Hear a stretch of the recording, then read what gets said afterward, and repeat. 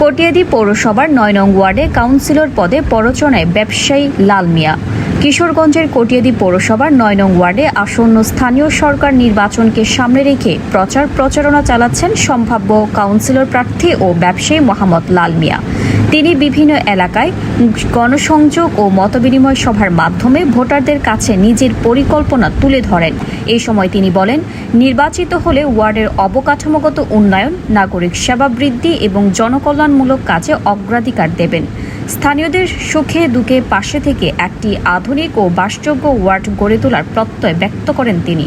প্রতিবেদনটি করেছেন senior staff reporter Mohammad জজ মিয়া। আমি মোহাম্মদ লাল মিয়া, কটিয়াদী পৌরসভা নির্বাচনে কাউন্সিলর পদপ্রার্থী ৯ নং ওয়ার্ডে। আপনারা সকলে আমার জন্য দোয়া করবেন।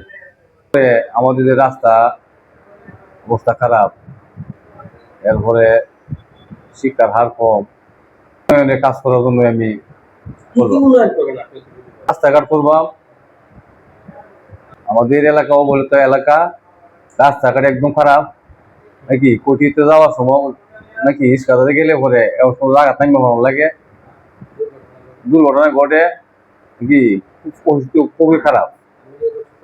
আমি নির্বাচিত হইলে পরে এলাকা উন্নয়ন করার জন্য চেষ্টা করব।